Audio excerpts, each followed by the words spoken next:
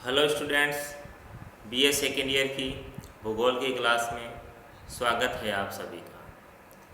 इसमें हम प्रथम प्रश्न पत्र मानव भूगोल का अध्ययन कर रहे हैं और आज हम भारत की प्रजातियों का अध्ययन करेंगे कि भारत में कितने तरह की प्रजातियां पाई जाती हैं, किन विद्वानों ने किस तरह से भारतीय प्रजातियों का विभाजन किया है, यह हम जानेंगे।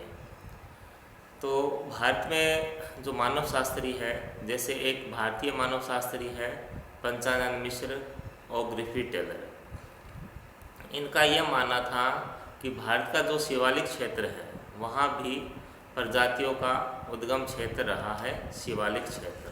ठीक है, भारतीय विद्वान है पंचानन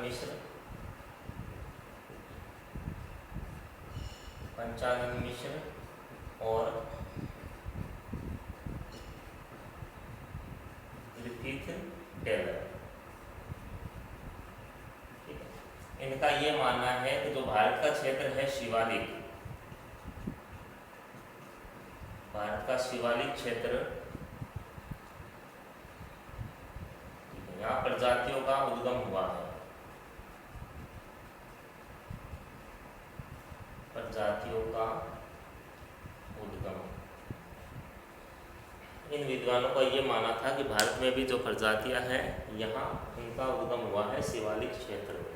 ठीक है, हालांकि ऐसे भी विद्वान हैं कुछ, जैसे हटन महोदय हैं, इनका ये मानना था कि भारत में जो प्रजातियां हैं भारत में ही उद्गम नहीं हुआ है, जो प्रजातियां हैं वो भारत से बाहर से आई है, भारत में किसी भी प्रजाति का उद्गम नहीं है। और इसमें जैसे बाद में आने वाली जो प्रजाति है उसने पुरानी वाली प्रजाति को अपने स्थान से हटा दिया था, और जो पहले वाली प्रजाति है वो दुर्गम स्थानों में चली गई थी। और दुर्गम स्थान जैसे जंगलों में, पहाड़ों में, जो निर्जन क्षेत्र है वहाँ वो चली गई थी प्रजाति, क्योंकि जैसे जैसे मानव का विकास हुआ, जो बाद में आने वाली जो प्रजाति है वो अधिक विकसित थी पुरानी प्रजाति की तुलना में। तो इसमें हम जो विद्वान हैं, कुछ विद्वानों के नाम लिखे हैं, 5 विद्वानों के, इन्होंने भारतीय प्रजातियों को विभाजित करने का कार्य किया है। तो इसमें सबसे पहले हम जो रिस्ले महोदय हैं उनके विषय में जानेंगे कि इन्होंने क्या विभाजन किया है। अब जो रिस्ले महोदय हैं ये प्रथम विद्वान थे जिन्होंने भारतीय प्रजातियों को बांटने का कार्य किया है। ये प्रथम व्यक्ति थे, रिस्ले प्रथम विद्वान जिन्होंने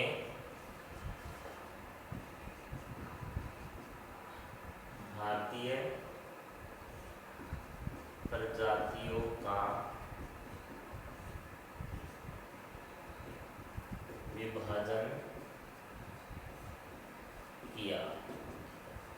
तो ये प्रथम व्यक्ति थे जिन्होंने भारतीय प्रजातियों का विभाजन किया था, और ये विभाजन इन्होंने किया था 1901 में। 1901 में किया था रिस्ले महोदय ने भारतीय प्रजातियों का विभाजन सबसे पहले। और आधार क्या रखा था? भाषा। आधार क्या था? भाषा था। ठीक है, जो रिस्ले महोदय हैं इन्होंने जो प्रजातियों को बांटने का आधार भाषा को चुना था इन्होंने, न कि शारीरिक लक्षणों को। शारीरिक लक्षणों के आधार पर इन्होंने विभाजन नहीं किया। ठीक है, जो रिस्ले महोदय हैं इन्होंने शारीरिक लक्षणों के आधार पर प्रजातियों का विभाजन नहीं किया था। ठीक है, इसलिए इनका जो विभाजन है, जो रिस्ले महोदय का जो विभाजन है, वो अपूर्ण विभाजन माना जाता है। ठीक है, तो ये डिसले महोदय हैं। तो सबसे पहले भारतीय प्रजातियों को इन्होंने विभाजित किया था सन 1901 में। ठीक है, आधार क्या था? भाषा के आधार पर इन्होंने विभाजन किया। अब भाषा के आधार पर इन्होंने विभाजन किया तो कुछ प्रजातियां छूट गई। ठीक है, तो इन्होंने जो वर्गीकरण किया था वो उसमें आ नहीं पाई। ठीक है, और जो वर्गीकरण किया था इन्होंने वो 7 भागों में किया था। 7 भाग, यानी भारतीय प्रजातियां हैं उन्होंने 7 भागों में बांटा था उसे। ठीक है, तो भाषा के आधार पर वर्गीकरण करने से कुछ प्रजातियां हैं वो छूट गई, शामिल नहीं हो पाई इसमें। तो उनका ये जो विभाजन है ये अपूर्ण विभाजन माना जाता है, पूर्ण नहीं है। अगर शारीरिक लक्षणों के आधार पर यह करते तो शायद ये पूर्ण विभाजन कर पाते, लेकिन ऐसा नहीं हो पाया। 7 भागों में इन्होंने प्रजातियों को बांटा था, जैसे Indo Aryan, Dravidian, Mongoloid, Aryo Dravidian, Mongolo Dravidian, Scytho Dravidian, तुर्क ईरानी, ये 7 भागों में इन्होंने बांटा था भारतीय प्रजातियों को। उसके बाद नेक्स्ट है हेडन महोदय। ठीक है, डिसले महोदय की बात पढ़ेंगे। हेडन महोदय,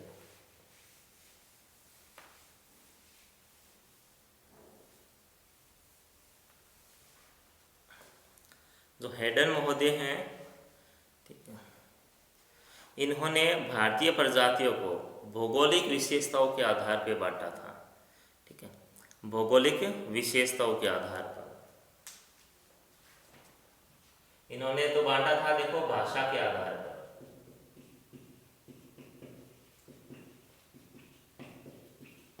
इन्होंने बांटा भौगोलिक विशेषताओं के आधार पर। हेडन महोदय ने भौगोलिक विशेषताओं के आधार पर बांटा था। ठीक है, इन्होंने मानव के शारीरिक लक्षणों को महत्व नहीं दिया था अपने वर्गीकरण में। ठीक है, शारीरिक लक्षणों ने इन्होंने भी महत्व नहीं दिया था, डिसले ने भी महत्व नहीं दिया था। और इन्होंने सर्वप्रथम भारत को प्रमुख 3 भौगोलिक क्षेत्रों में बांटा था। अब 3 भौगोलिक क्षेत्र कौन से थे? पहला है हिमालय पर्वतीय प्रदेश की प्रजातियां, फिर सिंधु गंगा के मैदान की प्रजातियां, और दक्षिण भारतीय क्षेत्र में निवास करने वाली प्रजातियां। इन 3 भागों में इन्होंने भारत की प्रजातियों को बांटा था, और उसके बाद इनके उपविभाजन भी किए थे। ठीक है, इन प्रजातियों के।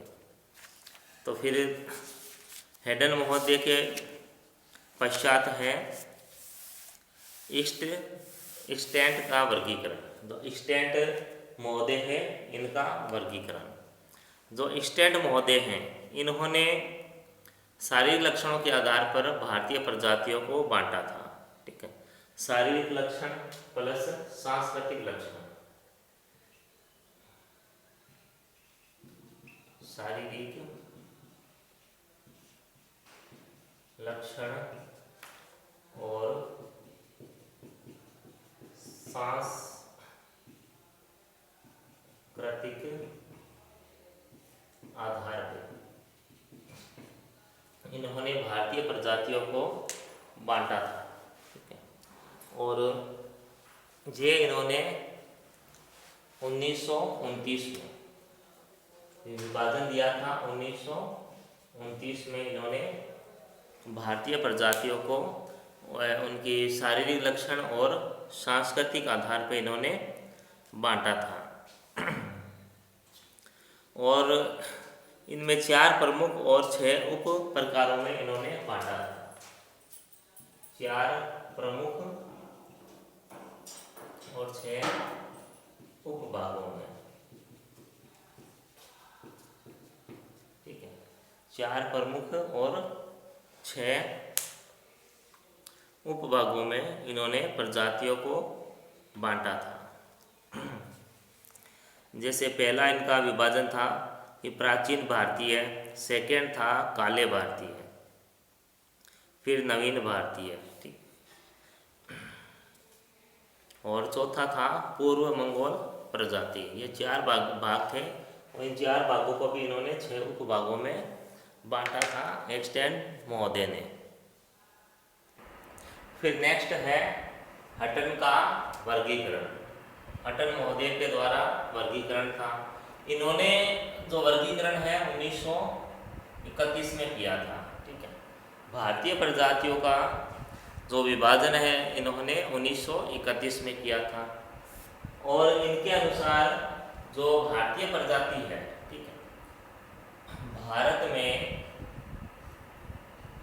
प्रजाति बाहर से स्थानांतरित होकर आई है। यानी भारत में ही जो प्रजाति है उसका उद्गम नहीं हुआ है, भारत में जो प्रजातियां हैं वो बाहर से आई है। और सबसे पहले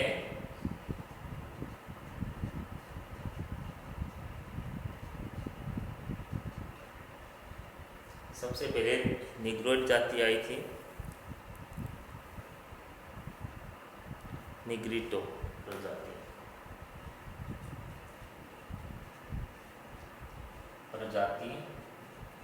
यह भारत में आई थी। और सबसे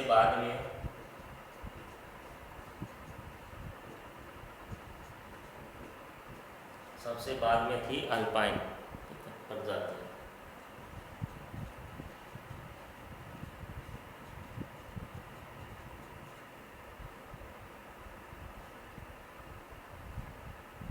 अल्पाइन प्रजाति यानी सबसे हटन के अनुसार जो सबसे प्राचीन प्रजाति है हमारे की वो निग्रिटो है और सबसे नवीन जो प्रजाति है वो अल्पाइन है। क्योंकि अल्पाइन सबसे बाद में आई तो सबसे नवीन जो प्रजाति है वो अल्पाइन होगी इसमें। तो हटन महोदय ने 1931 में ये प्रजातियों का विभाजन किया था और भारत के विषय में यह बताया कि यहाँ पर किसी भी प्रजाति का उद्गम नहीं हुआ है, जो प्रजातियां हैं वो बाहर से आई है भारत में।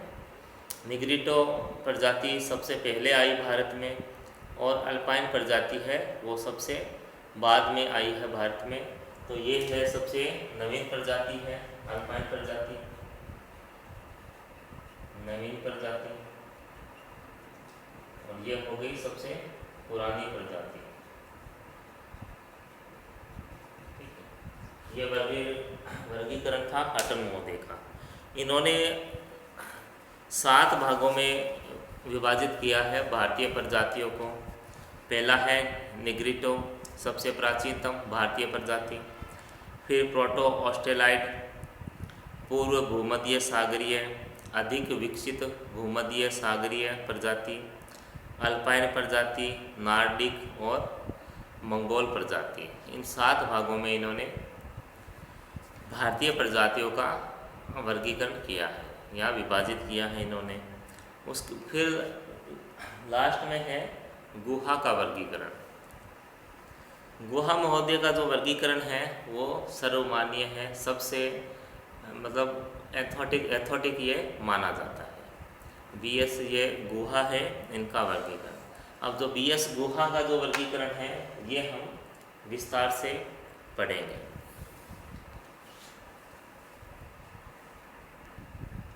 गुहा का वर्गीकरण, तो बीएस गुहा का वर्गीकरण हम कुछ विस्तार से पढ़ेंगे। तो बीएस गुहा है, इनका जो वर्गीकरण है वो सबसे अधिक मान्य वर्गीकरण है, क्योंकि इन्होंने इसमें शारीरिक लक्षणों प्लस वैज्ञानिक जो तथ्य हैं उनको अपना आधार बनाकर वर्गीकरण प्रस्तुत किया था। ये भारतीय मानव विभाग के निदेशक थे बीएस गुहा। इन्होंने 1944 में एक आर्टिकल लिखा था और उसी आर्टिकल में ये भारतीय प्रजातियों का विभाजन इन्होंने बताया था। आर्टिकल का नाम था जनसंख्या में प्रजातीय तत्व, racial elements in the population, जो कि इन्होंने 1944 में लिखा था। 1944 में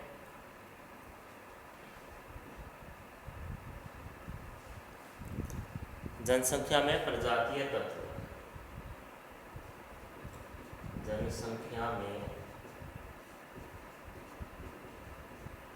प्रजातीय तत्व, ये एक लेख था इनका। इस लेख में ही इन्होंने भारतीय जो प्रजातियां हैं इनका वर्गीकरण किया था। अब इनका जो वर्गीकरण है में इन्होंने 6 प्रजातियां बताई हैं इन्होंने, और इन 6 प्रजातियों में 9 उपवर्ग हैं इनके। 6 प्रजातियां जैसे निग्रिटो, आद्य ऑस्ट्रेलॉइड, मंगोलॉइड, भूमध्य सागरीय, चौड़े सिर वाली पश्चिमी प्रजातियां या एल्पो डिनारिक, और छठी थी नार्डिक प्रजाति। इन 6 भागों में इन्होंने अपने वर्गीकरण दिया है। उसके अलावा जैसे 9 उपभाग है इसके, जैसे मंगोलॉइड है, पूरा मंगोलॉइड, लंबे सिर वाले, चौड़े सिर वाले, और तिब्बत मंगोलॉइड। तो मंगोलॉइड जो प्रजाति है इन्होंने इसे 4 भागों में बांटा है। उसके बाद भूमध्य सागरीय, भूमध्य सागरीय प्रजाति है, इसे इन्होंने 3 भागों में बांटा है।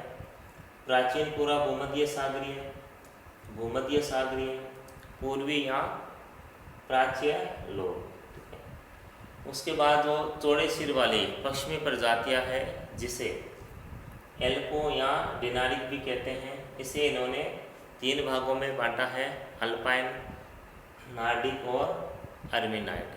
तो ये बीएस गुहा है, उनका वर्गीकरण है, संपूर्ण वर्गीकरण है।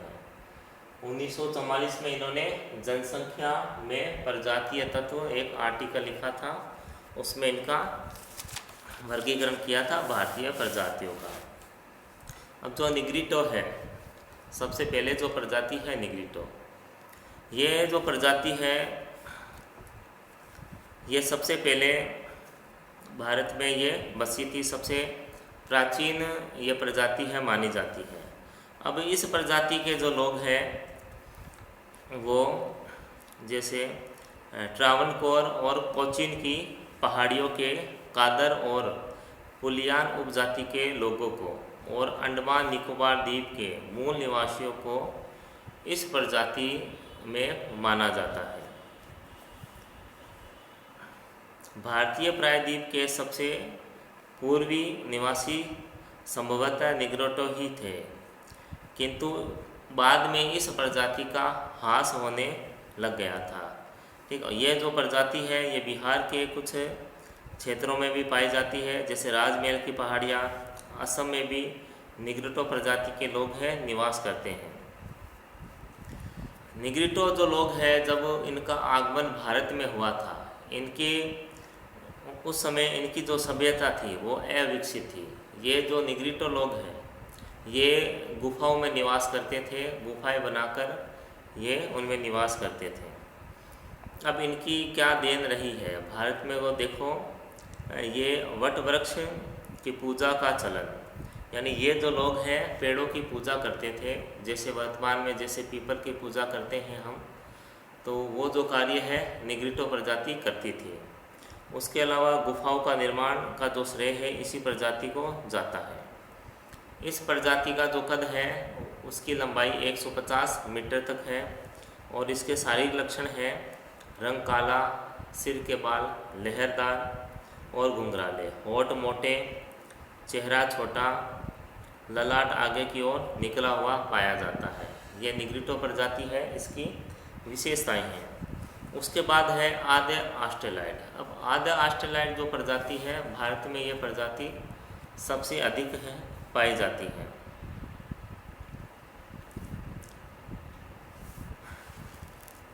भारत के प्रायद्वीपीय भाग में ये अधिकांशतः ये पाए जाते हैं। इनमें कुछ जातियाँ भी बताई गई हैं, जैसे गोंड, खोंड, बादांगा, कोल, संथाल, भील आदि इसी आदि ऑस्ट्रेलियाई प्रजाति से आते हैं। भारत की अधिकतर जो अनुसूचित जातियाँ हैं वो आदि ऑस्ट्रेलियाई प्रजाति से ही संबंधित मानी जाती है। इनके शारीरिक लक्षणों में इनका त्वचा का रंग सामान्यतः काला होता है, सिर के बाल लहरदार और घुंघरालू होते हैं, नाक चौड़ी होती है, ललाट उभरा हुआ, होंठ मोटे, चेहरा कुछ बाहर की ओर निकला होता है, कद इनका छोटा होता है। तो ये विशेषताएं हैं आद्य ऑस्ट्रेलियाई प्रजाति की। सबसे अधिक यही पाए जाते हैं। जो भारत में पाई जाने वाली अनुसूचित जातियां हैं वो भी इसी से संबंधित है। फिर थर्ड है मंगोलाइड प्रजाति।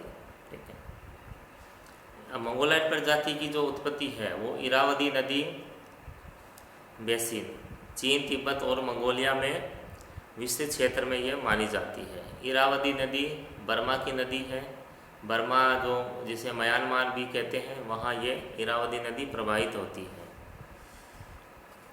ईसा पूर्व पहली शताब्दी में इस प्रजाति के लोग प्रवास करके भारत आए थे और ये लोग वर्तमान में भारत के उत्तरी पूर्वी भाग में नेपाल, असम, कश्मीर में निवास करते हैं।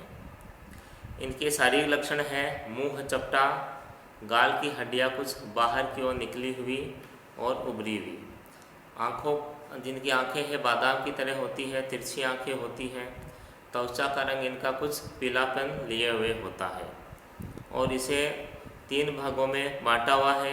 इस प्रजाति को पूरा मंगोलाइड, लंबे सिर वाले, चौड़े सिर वाले और तिब्बत मंगोलाइड। फिर नेक्स्ट है भूमध्य सागरीय प्रजाति। अब भूमध्य सागरीय प्रजाति है, भूमध्य सागरीय क्षेत्र है। ये जो भूमध्य सागर है वहाँ के आसपास का जो क्षेत्र है उसे भूमध्य सागरीय क्षेत्र कहते हैं। और ये जो प्रजाति है भारत में यूरोप से आई है। यूरोपीय यहाँ काकेसाइड की यह मुख्य प्रजाति की एक शाखा है। अब ये लोग यानी भूमध्य सागरीय प्रजाति के लोग हैं उत्तर प्रदेश, पंजाब, महाराष्ट्र, पश्चिम बंगाल और दक्षिण में मालाबार तट पर निवास करते हैं। इनकी शारीरिक लक्षणों में है त्वचा का रंग हल्का भूरा, सिर इनका लंबा होता है, सिर के बाल लहरदार, नाक इनकी चौड़ी और पतली होती है। ये इनके शारीरिक विशेषताएं हैं और इसे भी 3 भागों में बांटा गया है। प्राचीन भूमध्य सागरीय प्रजाति, भूमध्य सागरीय प्रजाति और पूर्वी भूमध्य सागरीय प्रजाति। पूर्वी यहाँ प्राच्य लिखा है तो इसे पूर्वी भूमध्य सागरीय प्रजाति भी कह सकते हैं। अब जो प्राचीन भूमध्य सागरीय प्रजाति है ये यूरोप क्षेत्र से आई है भारत में और यह नवपाषाण युग में आई थी भारत में। ठीक है, प्राचीन भूमध्य सागरीय प्रजाति है, नवपाषाण युग में यह भारत में आई थी और धीरे धीरे यह सबसे पहले तो उत्तरी भारत में आए थे और फिर दक्षिणी भारत की ओर ये चले गए। ये प्रजाति है मिट्टी के बर्तन बनाना, जन्म संस्कार, मातृ मूलक परिवार का प्रचलन एवं समाज में स्त्री को ऊंचा स्थान देना आदि इसकी विशेषताएं थी प्रजाति की, प्राचीन भूमध्य सागरीय प्रजाति की। फिर है भूमध्य सागरीय प्रजाति। यह प्रजाति मतलब कई जो मानव शास्त्री है उनका यह मत है कि यह प्रजाति सिंधु घाटी सभ्यता का जो विकास है इसी प्रजाति ने किया है। भूमध्य सागरीय प्रजाति ने भारत की जो प्राचीन सिंधु सभ्यता थी वो इसी प्रजाति ने की थी, ऐसा मानव शास्त्री मानते हैं। अब ये लोग कहाँ निवास करते हैं?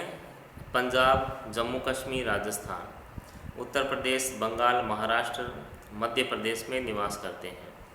अब इनकी क्या देन है? इस प्रजाति की जो देन है पशु को पालतू बनाना, नदी यातायात, वस्त्र तथा आभूषण, भवन निर्माण कला, सांस्कृतिक प्रक्रियाओं जो सांस्कृतिक प्रक्रियाएँ हैं वो भी इसी भूमध्य सागरीय प्रजाति की देन है भारत में।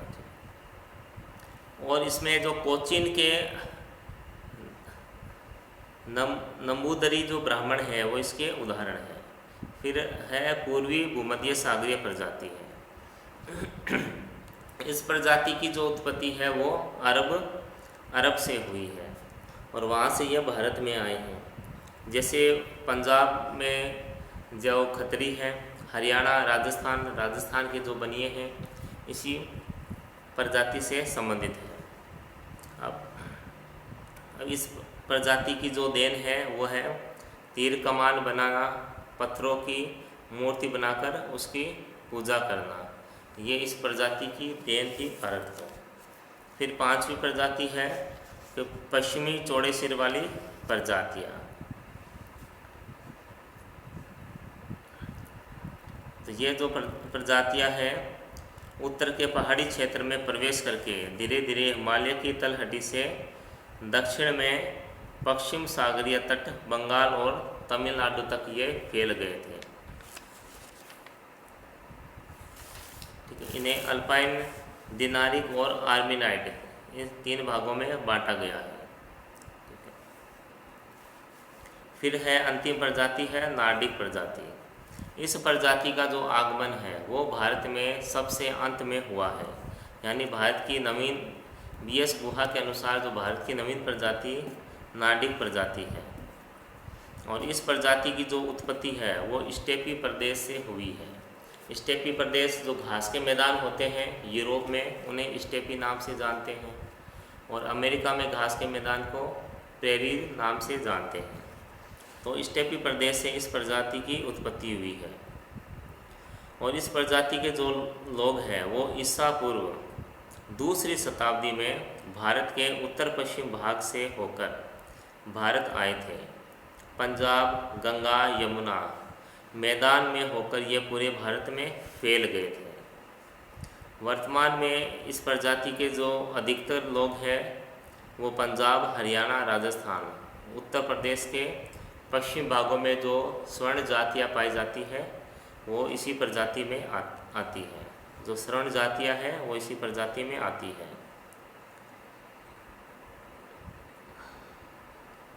इस प्रजाति के जो लोग हैं वो अपने साथ उन्नत किस्म के गेहूँ, दूध, जुआ खेलना, जो जुए का खेल है वो यही प्रजाति लेके आई थी भारत में। और उसके अलावा जो आर्य भाषा है वो भी यही प्रजाति भारत लेके आई थी। और इस प्रजाति का भारत में प्रमुख स्थान रखती है नार्डिक प्रजाति। ठीक है, सबसे अंत में आई थी भारत में नार्डिक प्रजाति। तो ये थी भारत की प्रजातियाँ थी जो कि अलग अलग विद्वानों ने अपने अनुसार इनका विभाजन किया था। लेकिन जो BS गुहा है इनका वर्गीकरण सर्वमान्य है, एथमेटिक माना जाता है। और 1944 में एक आर्टिकल में इन्होंने भारतीय प्रजातियों का विभाजन किया था। तो आज के लिए इतना ही। तब तक घर पे रहें, स्वस्थ रहें। धन्यवाद।